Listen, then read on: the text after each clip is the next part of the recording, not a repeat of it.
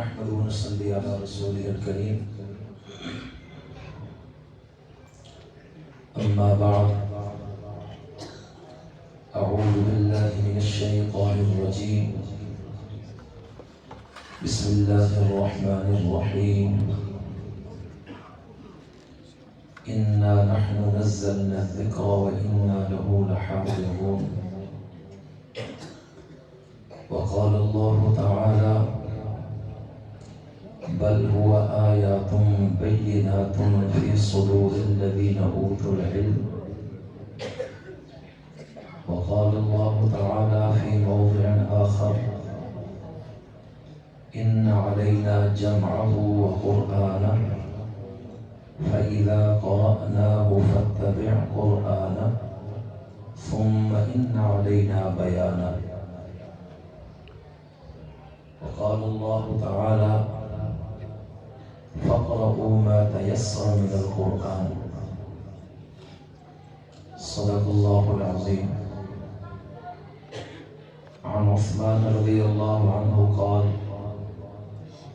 قال رسول الله صلى الله عليه وسلم خيركم من تعلم القرآن وعلمه أو كما قال عليه السلام. اللهم صل وسلم على سيدنا محمد صلى الله عليه وعلى آله وأصحابه وبارك وسلم.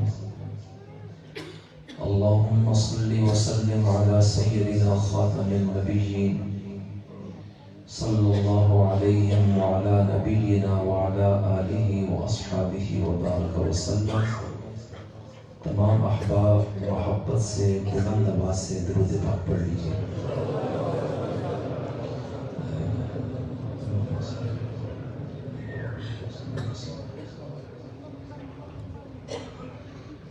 مخدوم العلماء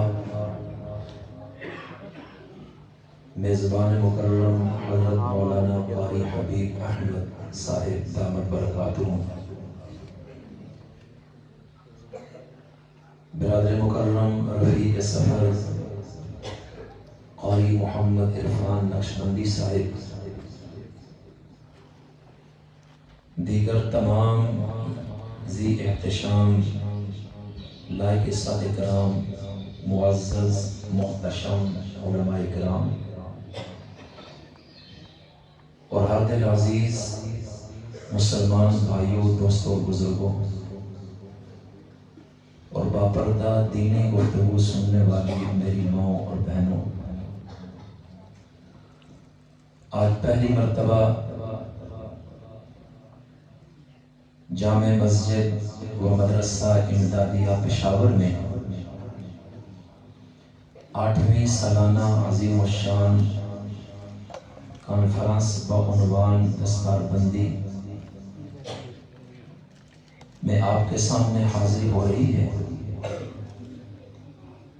برادر مکرم قاری جواد احمد صاحب اور قاری یاسر علی صاحب سے اسی مدرسے میں خوش نصیب بچوں نے قرآن کریم حفظ کیا اور ناظرہ مکمل کیا. آج ان کو خراج تحسین پیش کرنے کے لیے اور دوسرے لوگوں کو ترغیب پیدا کرنے کے لیے یہ خوبصورت تقریب منعقد کی گئی. میری دعا ہے کہ جن کو اللہ نے حفظ کی دولت نصیب فرمائی ان کو اللہ قرآن کا علم اور عمل نصیب فرمائے، اور جن کو قرآن کریم ناظرہ کی دولت نصیب ہوئی اللہ اس سے اگلی منزل قرآن کا حفظ انہیں نصیب فرمائے. ماشاءاللہ بڑی عظیم الشان مسجد ہے اور عظیم کام اس میں ہو رہا ہے. میں نے پوچھا اور مجھے بتایا گیا کہ یہاں مولانا حبیب احمد صاحب قرآن کریم کا درس بھی دیتے ہیں اور یہیں ان کے دخت جگر مولانا شبیر احمد صاحب حدیث کا درس بھی دیتے ہیں. بچیوں کا ادارہ بھی ہے اور بچوں کا بھی ہے، اور یہی قار نبوت ہے اور دنیا میں سب سے عظیم کام ہے. اللہ تعالیٰ اس کام کو پورے عالم تک جاری اور ساری فرمائے، اور جتنے احباب بیان کے لیے آئے، نعت کے لیے، اور آپ سب جو سننے کے لیے آئے، اللہ سب کو اپنی شان کے مطابق اجر عظیم عطا فرمائے۔ میں آپ کے ساتھ اس امید سے گفتگو کرنا چاہتا ہوں کہ آپ تمام بھائی ہمتن گوش ہو کر میری بات کو سنیں گے، اور جب بھی میری بات سمجھ آ گئی تو بلند آواز سے کیا کہیں گے؟ جن کو سمجھ آئی ہے صرف وہ بولیں، باقی خاموش رہیں۔ کیا کہیں گے؟ ادھر سے آواز زیادہ ہے اور ادھر سے تھوڑی سی کم آ رہی ہے۔ سبحان اللہ۔ تو بیلنس برابر رکھ کر اپنے ایمان کا بھی اظہار کریں اور ساتھ ساتھ اپنی بیداری کا ثبوت بھی دینا ہے۔ تو جب بھی میری بات آپ کے دل دماغ میں اترے گی تو پوری محبت کے ساتھ جاگتے ہوئے بلند آواز سے کیا کہیں گے؟ میرے عزیز دوستو، قرآن کریم کی متفرق آیات میں نے آپ کے سامنے تلاوت کی ہیں، جن سب میں قدر مشترک یہ ہے کہ یہ آیات طیبات کائنات کی عظیم کتاب اور سب سے مقدس اور لاریب کتاب قرآن کریم کے متعلق ہیں۔ اللہ تعالیٰ نے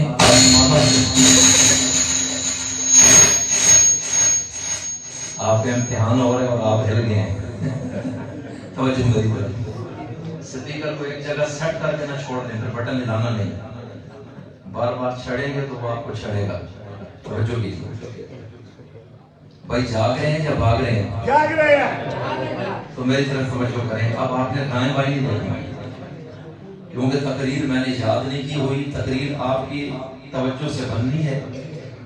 اب یہ آپ کو پتا ہوگا کہ مجھ سے آپ کیا سننا چاہتے ہیں، لیکن میں آپ کو سنانا چاہتا ہوں، تو توجہ اور دھیان سے سنیں گے انشاءاللہ۔ جن کا ارادہ ہے وہ ہاتھ کھڑا کریں۔ تو اب توجہ میری طرف رکھنی آپ نے۔ قرآن کریم نازل کرنے والا کون ہے؟ سارے بولیں ساتھ ساتھ۔ انشاءاللہ آج آپ کا یہ وقت ضائع نہیں ہوگا، توجہ میری طرف کریں تاکہ ہم جلدی اپنی منزل تک پہنچ جائیں۔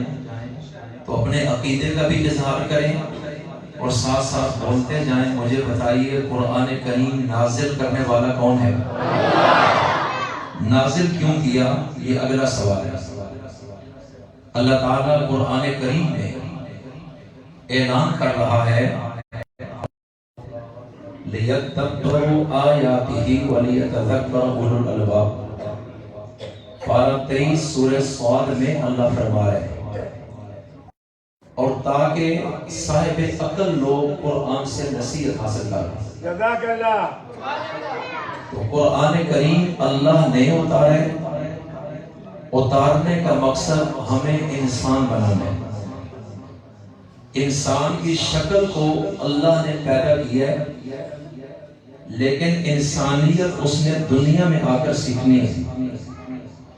اس کے لیے اس نے آسمان سے وحی کا بندوبست کیا، اور ہر دور میں وہ از خود انسانوں کو انسانیت سکھانے کے لیے آسمان سے وحی اتارتا رہا۔ لیکن جب آخری رسول میرے اور آپ کے رسول نبی کریم بلند آواز سے کہیں صلی اللہ علیہ وسلم خاتم الانبیاء نے اس دنیا میں تشریف لائی، اللہ تعالیٰ نے آپ کو نبوت دے کر زمان اور مکان کی قیدوں کو اڑا دیا، عرب و عجم کی تفریق کو مٹا دیا، اور اول سے لے کے آخر تک سب کے لیے آپ کو نبی اور رسول بنا کر بھیج دیا، اور قیامت تک آپ کے بعد کسی نئے نبی کی آمد کو بھی روک دیا، اور یہ فرمایا کہ ہم نے آپ کو کامل اور مکمل دستور دیا ہے۔ الیوم اکملت لکم دینکم، پارہ 6 سورہ مائدہ، کہ آج کے دن میں نے تمہارے لیے تمہارا دین مکمل کر دیا۔ تو اب یہ قرآن اللہ تعالیٰ نے ساری انسانیت کی طرف اتارا ہے، کہ جو ابن آدم ہیں انسانوں کی شکل کے ساتھ دنیا میں آئے، ان کے اندر انسانیت پیدا کرنی ہے اور اس معاشرے کو ایک مثالی معاشرہ بنانا ہے۔ اس کتاب نے دنیا کو اللہ کا تعارف کرایا، اسی کتاب نے دنیا کو انسانیت سکھائی، اسی کتاب نے دنیا میں حیا کا پیغام دیا، اسی کتاب نے دنیا میں لوگوں کے دل دماغ میں دنیا کی محبت نکال کر اللہ کے عشق کو بھرا۔ اسی عظیم کتاب نے غیر اللہ کا خوف دل سے نکال دیا۔ اسی عظیم کتاب نے سرکشوں اور جابروں کو ایک اللہ کے آگے جھکا دیا۔ اسی عظیم کتاب نے لوگوں کو اللہ کی راہ میں جان اور مال خرچ کرنا آسان بنایا۔ اسی کتاب نے شوق شہادت پیدا کیا، جنت کی طلب پیدا کر دی۔ اسی کتاب کی وجہ سے جہنم کے عذاب رکے، اسی کتاب کی وجہ سے اللہ کی رضا مل گئی، اسی کتاب کی وجہ سے دنیا میں لوگوں کے دلوں میں رحم پیدا ہوا، ہمدردی پیدا ہوئی، خیر خواہی پیدا ہوئی، لوگوں کے دلوں میں ایک دوسرے کے لیے محبت کے جذبات پیدا ہوئے، قدیم دشمنیاں دم توڑ گئیں، اور جس ماحول میں یہ نازل ہوا اس ماحول میں بے رحم لوگ مکہ مکرمہ کی سرزمین پر اپنی ہی پیدا ہوئی معصوم بچیوں کو بغیر کسی جرم اور قصور کے زندہ زمین میں دفن کرتے تھے۔ اس کتاب کے اترنے کے بعد قتل ناحق کا راستہ رک گیا، شہوت پرست درندگی کا اظہار کرتے۔ اس کتاب نے جب اپنے پنجے گاڑ لیے ایک نظام کی شکل میں، تو مکمل اور کامل طور پر درندگی اور شہوت کا خاتمہ ہوا۔ اس کتاب نے انسانوں کو جینے کا شعور دیا۔ جب تک یہ کتاب نہیں اتری تھی اس سے پہلے کا ماحول کیا تھا مجھ سے بہتر آپ جانتے ہیں۔ آپ تاریخ پڑھیں، آج آپ کے ہاتھوں میں موبائل ہے، آپ گوگل میں سرچ کریں نزول قرآن کے وقت وہاں کا ماحول اور کلچر کیا تھا، ان کی اجتماعیت اور انفرادیت کیسی تھی، امانت، دیانت، صداقت، حیا ان میں تھا یا نہیں تھا، اس قوم میں رحم، یتیموں اور مسکینوں اور بیواؤں کی متعلق ترس، ہمدردی نام کی کوئی چیز تھی یا نہیں، اس قوم میں اس وقت غلاموں کے متعلق کیا رجحانات تھے، اور وہاں جو طاقتور تھا وہ کمزور کو کس طرح دبا دیتا، اور پورے جزیرے عرب میں کوئی عدالت ایسی نہیں جو ان کو انصاف دے سکے، کوئی جرگہ ایسا نہیں جو ان غریبوں کی آواز بن سکے، کوئی زور آور ایسا نہیں جو بچیوں کو زندہ دفن ہونے سے تحفظ دے سکے، کوئی ایسا شخص نہیں کہ یہ عرب کے لوگ جس کی مانگ کر شراب اور نشے کو چھوڑ دیں۔ ساری دنیا بے بس ہو گئی ان کو تبدیل کرنے سے، اور جس وقت قرآن کا نزول شروع ہوا اس سے قبل دنیا میں منظم حکومتیں تھیں۔ میری مراد ایران اور روم ہے، جہاں متمدن اقوام بستی تھی، جہاں بڑی بڑی یونیورسٹیاں تھیں، بڑے بڑے پروفیسر اور لیکچرار تھے، بڑے بڑے صاحب و دانش و عقل تھے، لیکن وہ سارے بھی عرب کی اس پٹی پر بسنے والوں کو تبدیل کرنے سے عاجز آ گئے، اور اس ماحول میں کوئی منظم حکومت نہیں ہے، بلکہ ہر قبیلے کا اپنا قانون ہے، کوئی کسی کی ماتحتی قبول کرنے کو تیار نہیں، اور سب سے بڑھ کر ظلم کیا ہے، یہ قوم علم سے آشنا نہیں، اس قوم میں جہالت ہے، اس نے اپنے رسم و رواج کو دین الہی سمجھا، اس نے کپڑے اتار کر کعبے کا ننگے طواف کرنا حکم الہی سمجھا۔ اللہ کے گھر بیت اللہ میں 360 مورتیاں بنا کر ان کے آگے جھکنا عین عبادت سمجھا، اور غلط وہ صحیح کہہ رہے ہیں۔ نہ کسی آسمانی کتاب کو جانتے، نہ کسی استاد اور شاگردی کو جانتے، نہ کسی وحی اور معجزے کو جانتے۔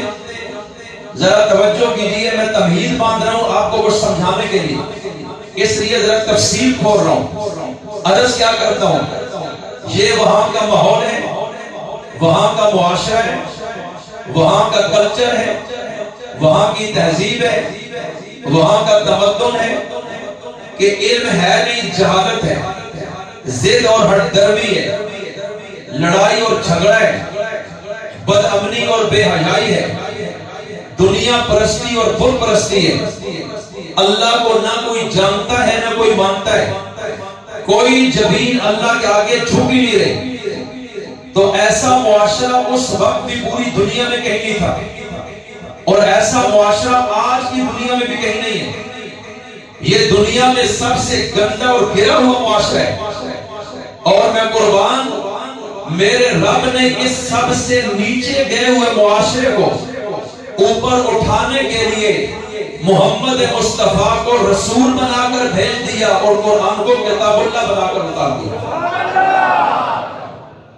اللہ نے کہا کہ دنیا کہتی ہے کہ ان کو بدلا نہیں جا سکتا، دنیا کہتی ہے کہ انہیں علم نہیں دیا جا سکتا، کہ یہ ہٹ درم لوگ ہیں، ان کے مزاج کے خلاف کوئی کہہ دے تو یہ فوراً اس کی کھوپڑی فضا میں اڑا دیتے، یہ ایک لمحے میں اس کو قتل کر دیتے ہیں، اور یہ قتل کا نہ ختم ہونے والا وہ سلسلہ ہے جو صدیوں تک انسانوں کو گاجر مولی کی طرح کاٹتا ہے۔ اور اس قوم کی پیدائشی طور پر ان کی فطرت اور جبلت میں جرأت اور بہادری ہے، یہ نڈر قوم ہے، یہ ڈرتی نہیں ہے، لڑائی ان کی گھٹی میں ہے، شاہ سوار ہے، ساری زندگی میدانوں میں گزار دی ہے، تلوار تیر چلانا ان کے لیے مسئلہ نہیں ہے، اور دنیا میں اس قدر جنگجو قوم کہیں نہیں بستی، لیکن متفرق ہے، منتشر ہے، عقیدہ غلط ہے، عمل غلط ہے، اخلاق تباہ ہے، معاشرہ زیرو ہے، اور پورے عرب میں لاکھوں کی عوام ہے، لیکن گنتی کے 17 لوگ جو انگلیوں پر گنے جا سکتے ہیں، صرف وہ لکھنا پڑھنا جانتے ہیں۔ اب اس ماحول میں ایک ایسی ہستی کو بھیجا جس نے 40 سال انہی میں گزارے ہیں، غور کرنا میری بات پر، 40 سال ان میں گزارے، وہ عظیم ہستی پیدا ان میں ہوئی، ان کے حسب نسب کو یہ جانتے ہیں، ان کے بچپن لڑکپن جوانی کو دیکھ چکے ہیں، ان کی تجارت امانت دیانت کو دیکھ چکے ہیں، اور یہ کائنات میں ایک ہستی ہے جسے آمنہ کا لال عبداللہ کا در یتیم کہا جاتا ہے، جسے شمس الضحیٰ بدر الدجا کہا جاتا ہے، جسے سراجم منیرہ کہا جاتا ہے، جسے شاہد مبشر اور نذیر کہا جاتا ہے، جسے طٰہٰ اور مجتبیٰ کہا جاتا ہے، جسے مصطفیٰ اور مزمل کہا جاتا ہے، جسے صاحب معراج اور صاحب نولاک کہا جاتا ہے، جسے سید المرسلین اور خاتم الانبیاء کہا جاتا ہے، جسے وجہ مقصود کائنات کہا جاتا ہے، جسے سید الاولین والآخرین کہا جاتا ہے، جسے کائنات کا تاجدار کہا جاتا ہے، جسے انسانیت کا فخر قرار دیا جا سکتا ہے، اس کردار کی حامل ایک ہی شخصیت ہے، نہ پہلے کبھی آئی ہے، نہ اس کے بعد کبھی آئے گی، نہ اس دور میں ان کے سوا کوئی تھا، کہ اس گندے معاشرے میں پیدا ہونے کے باوجود 40 سال گزارے، کبھی جھوٹ نہیں بولا، زنا نہیں کیا، شراب نہیں پی، شرک نہیں کیا، ظلم نہیں کیا، کفر نہیں کیا، کسی کی عزت پہ ہاتھ نہیں ڈالا، کسی کی زندگی میں دل آزاری نہیں کی ہے، کسی کے ساتھ زیادتی نہیں کی ہے، ان کا دامن بے داغ ہے، ان کا کردار صاف ہے، اس زبان سے کبھی سچ کے سوا نکلا کچھ نہیں ہے، اور اتنی خوبصورت جوانی اور لڑکپن گزارا ہے، کے باوجود جہالت اور ضد کے سارا جزیرہ کہہ رہا ہے ان جیسا کوئی نہیں ہے، یہ کچھ انوکھی طرز کی شخصیت ہے، ہم نے آج تک اس سے ضرر نہیں دیکھا، ان کو اچھا دیکھا ہے۔ اللہ نے اپنا پیغام دینے کے لیے اس عظیم شخصیت محمد الرسول اللہ کو چن کر ہماری طرف بھیج دیا۔ اللہ کہتے ہیں سنو، اس کردار کے لوگ دنیا میں انقلاب لا سکتے ہیں، جو دنیا کے کتے ہوں طلبگار وہ کبھی بھی دنیا میں انقلاب نہیں لا سکتے، جن کے کردار پہ ظلم کے چھینٹے ہوں وہ کبھی بھی دنیا میں حقیقی انقلاب نہیں لا سکتے۔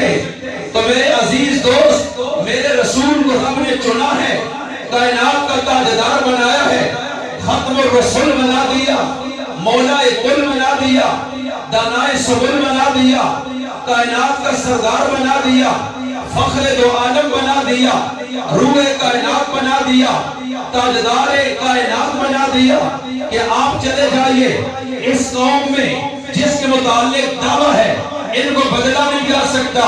تو میرا ایک سوال ہے، اے رب کریم، پیشاب میں پھول پھینکتے ہیں، ہار گلے میں ڈالتے ہیں، آنکھیں بن کے بچھا دیتے ہیں، سلام اور سلوٹ کرتے ہیں، مٹھائیاں بانٹتے ہیں، جشن مناتے ہیں، نعرے لگاتے ہیں، پروٹوکول دیتے ہیں، کر و فر ہوتا ہے، حشم و ختم نظر آتا ہے، استقبال اور جھنڈیاں لگتی ہیں، تو یہ تو تیرا رسول ہے، تیرا محبوب ہے۔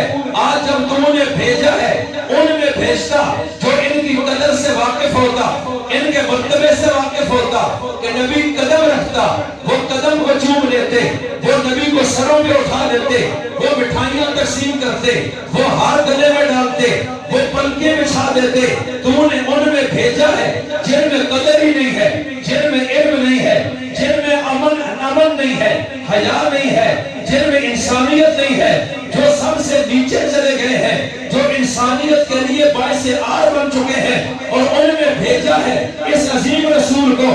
تو وہ محبوب کا پروٹوکول کہاں چلا گیا؟ میں یہ کہنا چاہتا ہوں، تصورات کی دنیا میں خلاق عالم کہتا ہے، ارے پشاور کے رہائشی یہ بات سن لے، اگر میں نبی کو بھیج دیتا روم کے اندر، ایران کے اندر، متمدن اقوام میں، صاحب علم لوگوں میں، صاحب دانش لوگوں میں، جو دنیا میں سوجھ بوجھ رکھنے والے، اور یہ وہاں جا کر محنت کرتے، میرا قرآن پڑھتے، آیات سناتے، تفسیر کرتے، ان کے سامنے دین کو بیان کرتے، اور وہ ان کے اشارے سمجھ کے انقلابی بنتے، عظیم بن جاتے، رشک ملکوت بن جاتے، فخر کائنات بن جاتے، تو کل دنیا کیا دیتی؟ یہ کمال قرآن کا بھی نہیں ہے، صاحب قرآن کا بھی نہیں ہے، وہ پہلے ہی بڑے پڑھے لکھے تھے، وہ تعلیم یافتہ تھے، وہ بڑی دانائی والے تھے، ان کے پاس یونیورسٹیاں تھی، کالج تھے، سکول تھے، مدرسے تھے، استادی شاگردی تھی، قلم کتاب تھی، تو اگر وہ اونچے ہو گئے، جو رازم تھا رہنما بن گیا، جو ڈاکو تھے وہ قوم کے سربراہ بن گئے، جو مشرک تھے وہ مواحد بن گئے، جو کافر تھے وہ مومن بن گئے، جو بت پرست تھے وہ خدا پرست بن گئے، جو بے حیا تھے وہ صاحب حیا بن گئے۔ ارے جو دنیا کے لیے مرتے تھے آج وہ رب کے لیے مرتے ہیں، جو سب سے نیچے چلے گئے وہ سب سے اوپر چلے گئے، تو ساری کائنات پکار اٹھی ہے۔ یہ کمال اس ماحول کا نہیں، یہ کمال محمد مصطفیٰ کا ہے، یہ کمال اللہ کے قرآن کا ہے۔ سبحان اللہ، سبحان اللہ۔ تو میرے رب نے اس کتاب کی عظمت اور اس رسول کی عظمت عملی طور پر دنیا کو دکھائی ہے کہ کائنات میں سب سے عظیم کتاب کون سی ہے؟ زور سے بولیے، کون سی کتاب ہے؟ اس کے علاوہ کوئی نہیں۔ آج بھی مسلمان دنیا میں نیچے چلا گیا، معیشت تباہ ہو گئی، انتشار پیدا ہو گیا، اللہ سے دور ہو گیا، سود میں جھگڑا گیا، بہنوں کا حق وراثت میں کھا گیا، یتیموں کا مال پٹوار خانے میں ہڑپتا گیا۔ میں پوچھتا ہوں کلمہ پڑھا ہے، اتنا نیچے کیوں گر گیا ہے؟ تو جواب یہی ہے، اس قرآن کو سمجھا نہیں ہے، قرآن کو پڑھتا ہے، ترجمے سے واقف نہیں ہے، اس کے مفہوم کو جانتا نہیں ہے، اس میں غور نہیں کرتا، اس میں فکر نہیں کرتا، اس میں تدبر نہیں کرتا، اس میں تذکر نہیں کرتا، اس میں تفکر نہیں۔ مکہ میں سنائیے، مدینہ میں سنائیے، بدر میں پڑھے، احد میں پڑھے، خندق میں پڑھے، حدیبیہ میں پڑھے، سفر میں پڑھے، حضر میں پڑھے، تلواروں کے سائے میں پڑھے، طائف کی وادی میں پڑھے، صحرا میں پڑھے، پہاڑ میں پڑھے، دن میں پڑھے، رات کو پڑھے، اجتماع میں پڑھے، مینا عرفات میں پڑھے، کھل کے پڑھے، چوک صحرا میں، چوک چوراہے میں پڑھے۔ ڈرنا نہیں ہے مقابلے میں، وہاں کا زمیندار اٹھے، وہاں کا بڑا سرمایہ دار اٹھے، وہاں کے چودھری اٹھے، وہاں کے فرعون اٹھے، تو میں بچانے والا ہوں۔ اس لیے کہ یہ قرآن جب دل اور دماغ میں جائے گا، وہ لوگ مخلوق کے خوف سے نکل کر ایک اللہ کی عظمت میں ڈوب جائیں گے۔ پھر انسان کے آگے نہیں جھکے گا، انسان کی غلامی میں نہیں رہے گا، اور ہم ان کو آزاد کرنا چاہتے ہیں۔ تو اے نبی، یہ اس کائنات کا سب سے عظیم کام ہے۔ تو میرے رسول اٹھے ہیں، آپ نے اپنی زندگی کا ہر لمحہ اس کام پہ لگایا ہے۔ ہاتھ میں قرآن لیا ہے، زبان پہ قرآن ہے، عمل میں قرآن ہے، مکہ میں قرآن ہے، مدینہ میں قرآن ہے، سفر میں قرآن ہے، حضر میں قرآن ہے، خلوت میں قرآن ہے، جلوت میں قرآن ہے، رات کو مصلی پہ قرآن ہے، دن کے اجالوں میں قرآن ہے، مسجد کے مصلی پہ قرآن ہے، منبر نبی پہ قرآن ہے۔ مصطفیٰ قرآن کے بغیر رہتا نہیں ہے۔ نبی روتا ہے، قرآن سناتا ہے، پتھر کھاتا ہے، قرآن سناتا ہے، دندان شہید کراتا ہے، قرآن سناتا ہے، ساتھیوں کے جنازے اٹھاتا ہے، قرآن سناتا ہے، بچیوں کی طلاق برداشت کرتا ہے، قرآن سناتا ہے۔ نبی فقر و فاقے میں ہے، قرآن سناتا ہے۔ تلواریں اٹھا کے مقابلے میں آئے، نبی ڈرتا نہیں ہے۔ نبی کھڑا ہے تو کھڑا ہو گیا، پڑھا تو پڑھتا گیا، بولا تو بولتا چلا گیا، چھایا تو چھایا چلا گیا۔ دنیا نے دیکھا ہے، پورا زور لگا لیا ہے۔ اس جیسا دلیر نہیں دیکھا ہے، اس جیسا بے لوث نہیں دیکھا ہے، اس جیسا مخلص نہیں دیکھا ہے، اس جیسا جرأت مند نہیں دیکھا ہے، اس جیسا باغیرت نہیں دیکھا ہے، اس جیسا نڈر نہیں دیکھا ہے، اس جیسا بہادر نہیں دیکھا ہے، اس جیسا دائی نہیں دیکھا ہے، اس جیسا حقدار نہیں دیکھا ہے، اس جیسا خطیب نہیں دیکھا ہے، اس جیسا مجاہد نہیں دیکھا ہے، اس جیسا جوان نہیں دیکھا ہے، اس جیسا امام نہیں دیکھا ہے، اس جیسا خطیب نہیں دیکھا ہے، اس جیسا دائی نہیں دیکھا ہے۔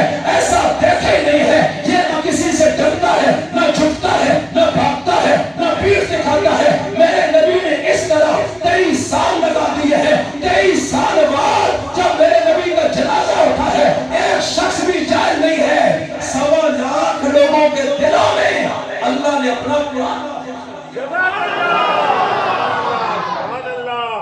سبحان اللہ۔ قرآن اتارنے والا کون ہے؟ زور سے بولو۔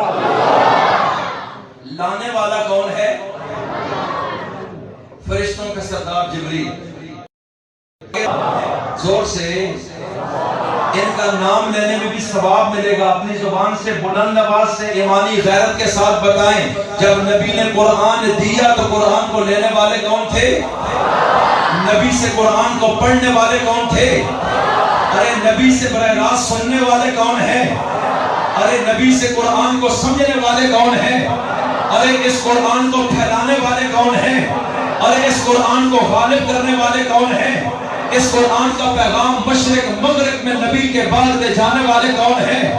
آپ کا پشاور ہے، جہاں بھی اصحاب رسول کی قبریں ہیں، کابل میں صحابہ کی قبریں ہیں، سندھ میں صحابہ کی قبر ہے، چین کے بارڈر وہ کراس کر گئے، افریقہ کے جنگلوں کو، صحراؤں کو، جزیروں کو فتح کر گئے۔ مصر میں صحابہ کی قبریں ہیں، ترکی میں ہے، اندلس میں ہے، قرطبہ میں ہے، پھر اس کے بعد افریقہ میں، پھر اس کے بعد آگے چلیے لیبیا میں، مراکش میں، عراق میں، پھر اس کے بعد یورپ کی سرزمین پہ اصحاب رسول انڈونیشیا میں گئے، ملائیشیا میں گئے۔ یہ تو دنیا کے 3-4 بڑے عظموں میں چلے گئے ہیں۔ میں پوچھنا چاہتا ہوں ان کو کس چیز نے اٹھایا ہے کہ خانہ کعبہ کی نمازیں چھوڑ دی ہیں، مسجد نبوی کی جماعتیں چھوڑ دی ہیں، جبکہ ایک نماز کا سوال 1 لاکھ نماز کا ہے، مسجد حرام کا۔ آخر وہ کیا در تھا؟ اصحاب رسول اٹھے ہیں۔ یہ کیسا ایمان تھا کہ وہ سمندر کراس کر گئے؟ یہ کیسی بہادری ہے کہ وہ یورپ میں چلے گئے؟ یہ دنیا کی دشمن قوتوں سے ٹکرائے ہیں، ان کی قبریں جہاں بنی ہیں وہیں یہ سو گئے ہیں، اور یہ قیامت کے دن بتائیں گے کہ ہم نے دل سے کلمہ پڑھا تھا، ہم نے دل سے قرآن سمجھا تھا، ہم دل سے مسلمان ہوئے تھے، ہم نے دنیا کو قدموں کے نیچے رون دیا، اور جہاں اس قرآن کے پھیلاؤ کے لیے جان کی ضرورت پڑی ہم نے وہ بھی دی ہے۔ قبیلہ قربان کر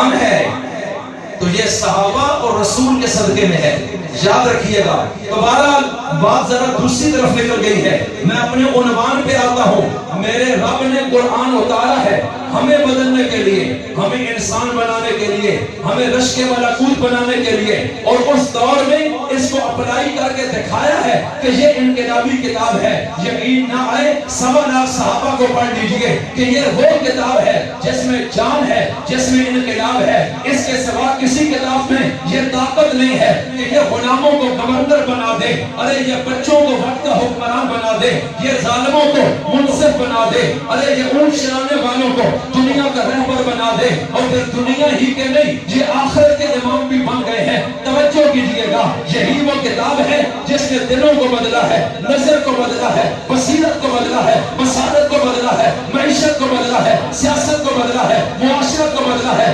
سوچ کو بدلا ہے، فکر کو بدلا ہے، عقیدے کو بدلا ہے، اوصاف کو بدلا ہے، کمالات کو بدلا ہے۔ یہی وہ کتاب ہے جس نے زمانے کو بدلا ہے، عرب کو بدلا ہے، عجم کو بدلا ہے، مردوں کو بدلا ہے، عورتوں کو بدلا ہے، بچوں میں انقلاب آیا ہے، یہ بادشاہوں کو بدل گئی ہے۔ اس نے وہ انقلاب پیدا کیے ہیں کہ آج بھی دنیا دیکھتی ہے کہ یہ کتنی کمال کتاب ہے۔ تو ایک سوال پیدا ہوتا تھا، ربا یہی وہ کتاب ہے جو انسانیت کی ضرورت ہے، یہی وہ کتاب ہے انسانیت جس کی محتاج ہے، یہی وہ کتاب ہے جو اپنے اندر طاقت رکھتی ہے، یہی وہ کتاب ہے جو تیرا مغناطیس ہے، یہی وہ کتاب ہے جو ہمیں کام بنا سکتی ہے۔ تو جب نبی چلے جائیں گے، صحابہ چلے جائیں گے، تو دنیا میں قرآن کے دشمن بہت ہوں گے، اسلام کے دشمن بہت ہوں گے، تو یہ کتاب تو بدل جائے گی۔ لوگ آئیں گے، کتاب کو جلا دیں گے، کتاب کو پانی میں کھول دیں گے، کتاب کے ورقوں کو اڑا دیں گے، یہ کتاب دنیا سے غائب ہو جائے گی۔ تو پھر آنے والے لوگ اگر بدلنا چاہیں، انقلاب لانا چاہیں، انسانیت سیکھنا چاہیں،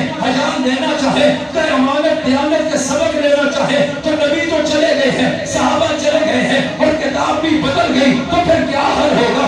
آنے والے لوگ کہاں جائیں گے جبکہ نیا نبی بھی نہیں آ رہا، نئی وحی بھی نہیں آ رہی، اب ایک ذریعہ قرآن رہ گیا ہے، اگر یہ بھی بدل گیا تو پھر کیا ہوگا؟ قیامت تک کا انسان کس طرح انسان بنے گا؟ اللہ کا اللہ والا بنے گا، اللہ کی محبت میں غرق ہوگا، وہ سبق کہاں سے ملے گا؟ تو میرے رب نے اعلان کیا ہے کہ جتنی ضرورت اس کتاب کی ہے کسی کی نہیں ہے، جتنی اس کلام کی ضرورت ہے کسی کی نہیں ہے، جتنا بہترین بیان اس کا ہے کسی کتاب کا نہیں ہے، جتنا اثر اس کا ہے اتنا کسی کلام کا نہیں ہے، اور جتنی انسانیت اس کی محتاج رہے گی اتنا کسی کی نہیں رہے گی۔ تو تم فکر نہ کرو، نبی پر موت آ سکتی ہے، صحابہ پر آ سکتی ہے، تابعین پہ آ سکتی ہے، تبع تابعین پہ آ سکتی ہے، مولویوں پہ آ سکتی ہے، پیروں پہ آ سکتی ہے، بادشاہوں پہ آ سکتی ہے، اور عرب و مرد و زن پہ آ سکتی ہے، عرب و عجم پہ آ سکتی ہے، گورے اور کالے پہ آ سکتی ہے۔ تو میں اس لیے کسی کی ذمہ نہیں لگاتا کہ تم نے اس کتاب کی حفاظت کرنی ہے، بلکہ میں زندہ تھا، زندہ ہوں، زندہ رہوں گا، میں سوتا بھی نہیں، اونگ بھی نہیں آتی، غافل بھی نہیں ہوتا، مجھ پر چھا بھی کوئی نہیں سکتا ہے، اور میں ہمیشہ سے ہوں، ہمیشہ رہوں گا۔ کلام میرا ہے، انسانوں کا خالق میں ہوں، تو یہ براہ راست انتظام میں کرتا ہوں، اور اعلان کرتا ہے اِنَّا نَحْنُ نَزَّلْنَا الذِّكْرَ وَإِنَّا لَهُ لَحَافِظُونَ۔ اس کتاب کو اتارنے والا بھی میں ہوں، اس کتاب کی قیامت تک حفاظت کرنے والا بھی میں ہوں۔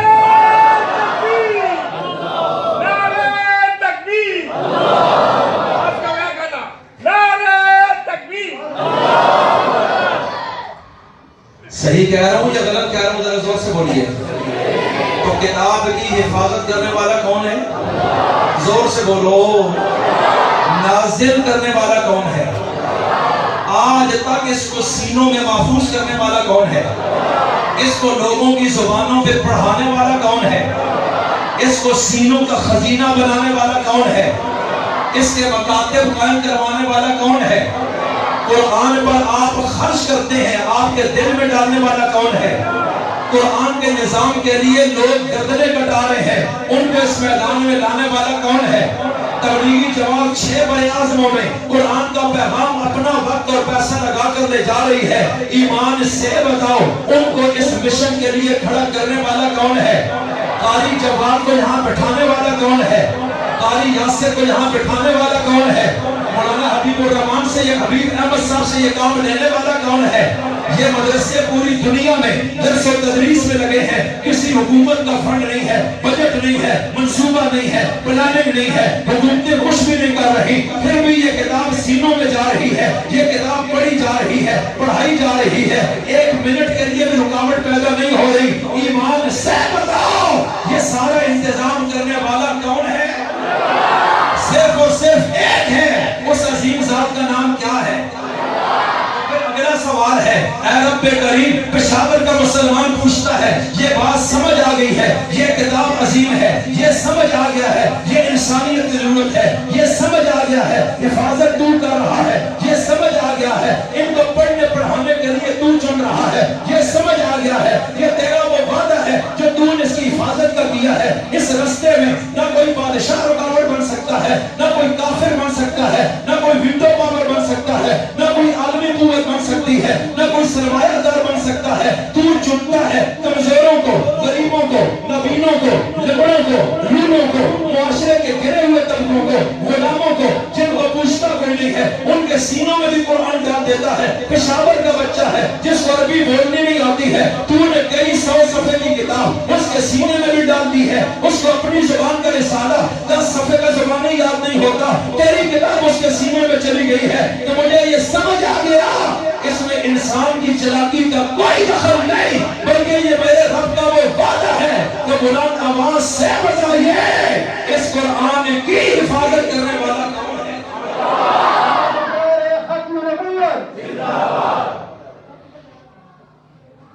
یہ میرے رب کا وہ نظام ہے جس کو کبھی بھی کوئی نہیں روک سکتا انشاءاللہ۔ جزاک اللہ۔ جو سینے قرآن کے خزینے بنے گے، یہ ازل سے فیصلہ ہو چکا ہے کہ ہم فلاں خاندان، فلاں رنگ اور نسل سے فلاں شخص مرد یا عورت کو لائیں گے، اس کے سینے میں ڈال دیں گے۔ اب یہاں ایک سوال ہے، اے اللہ، پشاور کا مسلمان پوچھتا ہے حفاظت ہوگی کیسے؟ یہ سوال بنتا ہے یا نہیں؟ ختم کر دیں؟ نہیں نہیں بولو نا، نہیں، زور میرا لگ رہا ہے، آپ کو تو نہیں لگ رہا نا، آپ کو خاموش بیٹھا ہے۔ تو پھر آپ بھی کریں نا کچھ، مجھے جواب تو دینا۔ نعرہ تکبیر، نعرہ تکبیر۔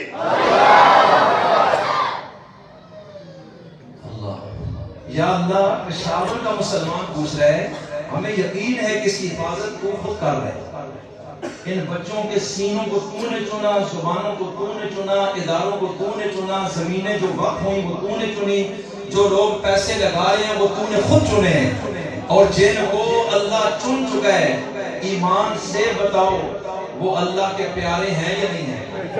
زور سے بولو۔ اللہ کہتا ہے یہ میرا انتخاب ہے، جن میں ادب ہوگا، محبت ہوگی، میں ان نسلوں سے بھی قرآن کے حافظ کھڑے کروں گا۔ جزاک اللہ۔ غور کیجیے، اس لیے اللہ سے مانگا کریں اور قرآن والوں کا ادب کیا کریں، انشاءاللہ اس کی نسبت سے آپ دیکھیں گے آپ کی نسل میں اللہ قرآن کی امانت کو محفوظ کر دیں۔ جو بے ادب ہے، جس کی گردن میں سریا یا دنیا دل میں گھسی ہے، صرف دنیا کا پجاری ہے، اللہ ان نسلوں میں کبھی بھی اس امانت کو نہیں ڈالتا۔ بہرحال توجہ، میری طرف توجہ۔ یا اللہ، پشاور کا مسلمان پوچھتا ہے حفاظت کیسے ہوگی؟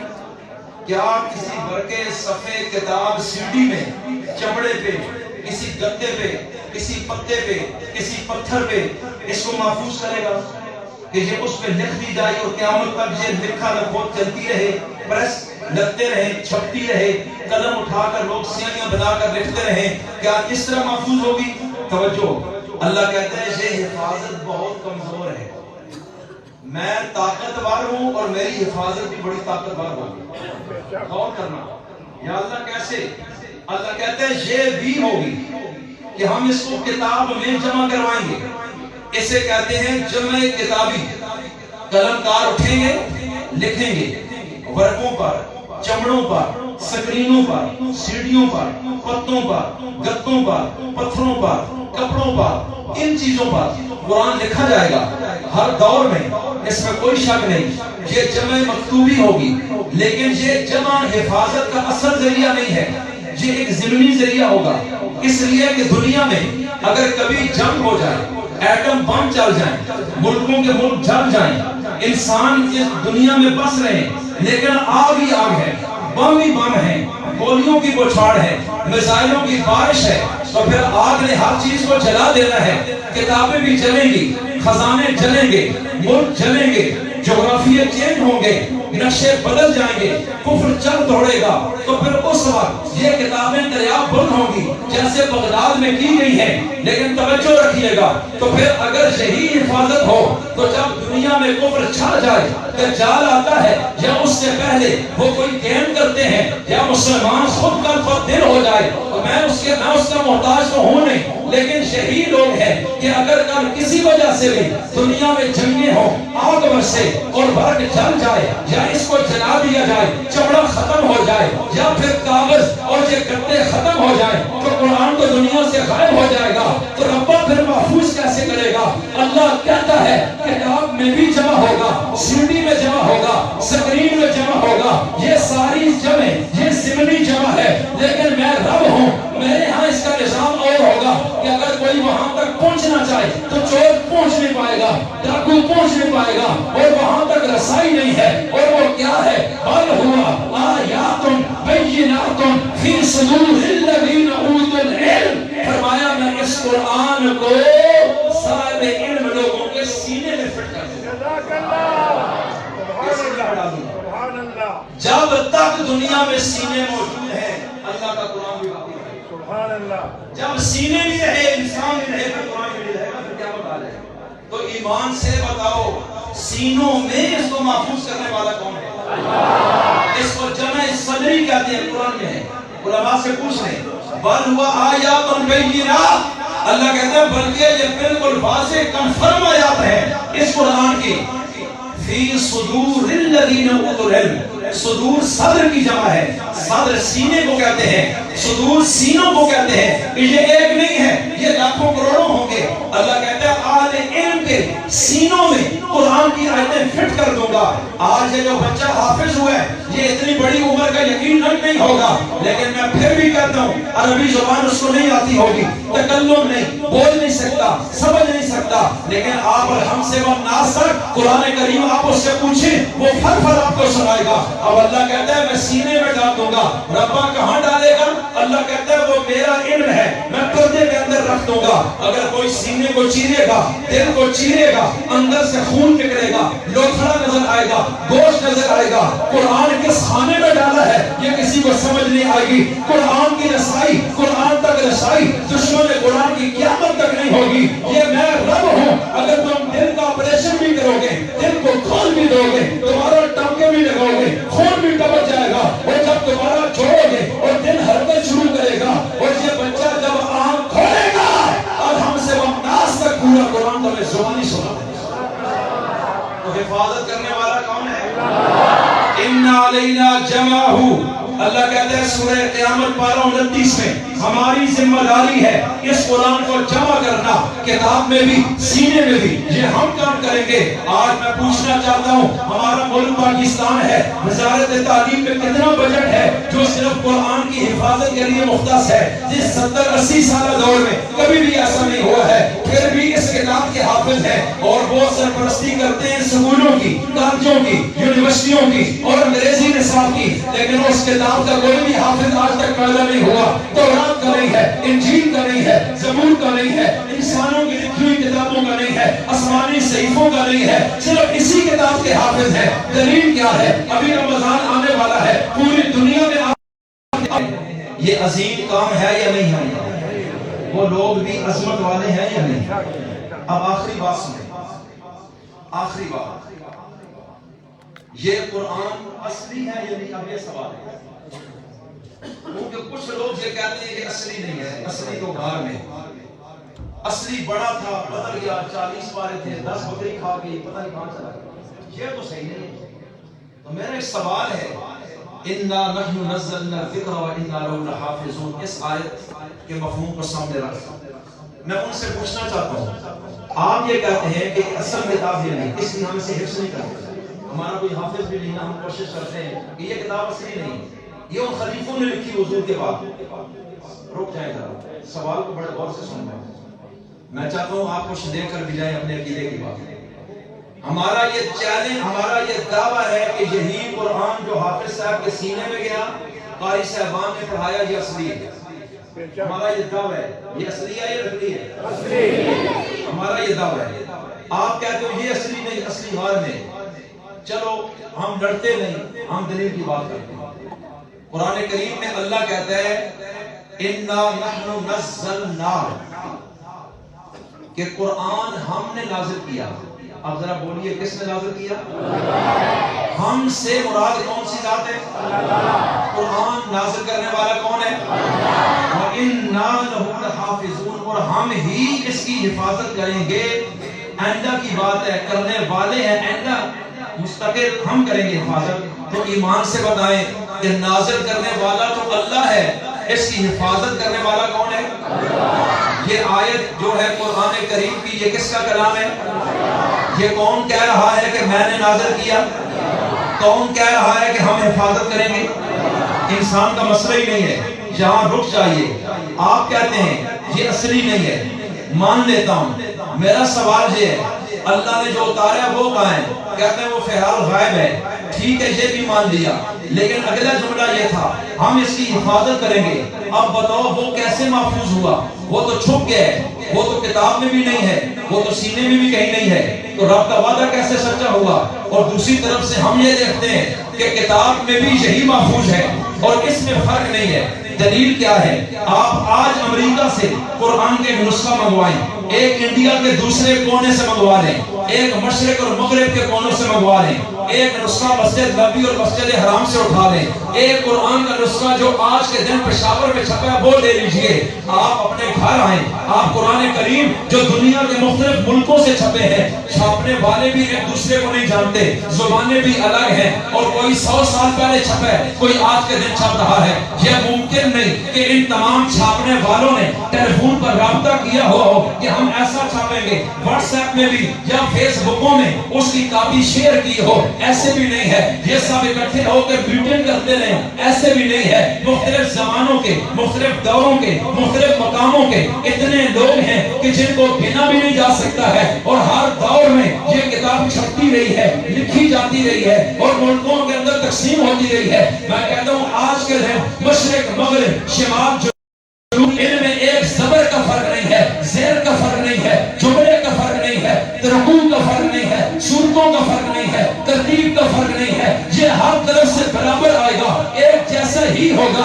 اس میں رد و بدل نہیں ہے، تغیر و تحرف نہیں ہے، اس میں تبدیلی نہیں ہے۔ تو میں دیکھتا یہ ہوں اگر یہ اصلی نہیں ہے تو اتنا محفوظ کیسے ہے؟ اور پھر میں یہی دیکھتا ہوں کہ کتاب میں بھی یہی محفوظ ہوا ہے۔ یہ نہیں کہ جو قرآن پشاور میں ہے اس کا پہلا صفحہ اور ہے، اور جو مدینہ میں ہے اس کا پہلا صفحہ اور ہے، ان کی صورتوں میں فرق ہے۔ اور میں دیکھتا ہوں صدیاں گزر گئی ہیں، یہی قرآن ہے جس کے بارے میں تو کہتا ہے یہ اصلی نہیں ہے، لیکن دنیا میں یہ واحد کتاب ہے ہر دور میں کہ جو ایک جیسی ہے، اس میں فرق نہیں آیا ہے۔ تورات میں فرق ہے، انجیل میں فرق ہے، زبور میں فرق ہے، صحیفوں میں فرق ہے، انسانی کتابوں میں فرق ہے، شروحات میں فرق ہے، لیکن یہ واحد کتاب ہے کہ جس کے کسی نسخے میں فرق نہیں ہے۔ سیدنا عثمان غنی جو پیغمبر کے صحابی ہیں، دور داماد ہیں، عشرہ مبشرہ میں سے ہیں، خلیفہ راشد ہیں، امیر المومنین ہیں، شیر جنت کے سردار ہیں، مظلوم مدینہ ہیں، شہید وقت ہیں، اور انہوں نے جب ان شہداء نے شہادت لیا ہے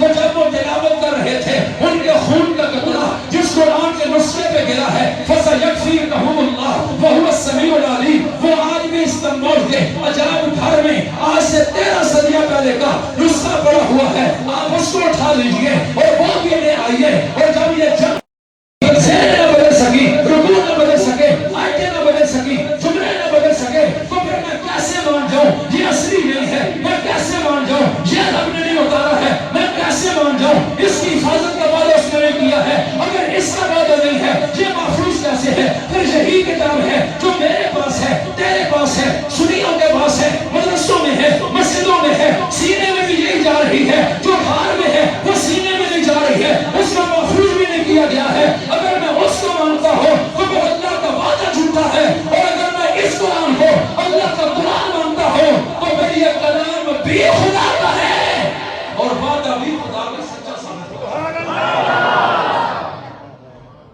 صحیح کہہ رہا ہوں یا غلط کہہ رہا ہوں؟ سبحان اللہ۔ تو میں آج اپنی عقل کی روح سے بھی یہ ثابت کر رہا ہوں کہ یہ اصلی قرآن ہے۔ ایمان سے بتاؤ یہ نسل ہے کہ نہیں ہے؟ اگر یہ نہیں تو پھر رب نے کہا تھا میں محفوظ کروں گا وہ دکھاؤ گے 14 صدیوں میں اگر محفوظ نہیں ہو سکا تو پھر رب کا وعدہ کیسے پورا ہوگا؟ وہ سچا کیسے ہوگا؟ اس لیے ہمیں یقین ہے پورا ایمان کے ساتھ یہ اللہ کا اصلی قرآن ہے اور اس کی حفاظت کرنے والا کون ہے؟ اور قیامت تک اس کی حفاظت کرنے والا کون ہوگا؟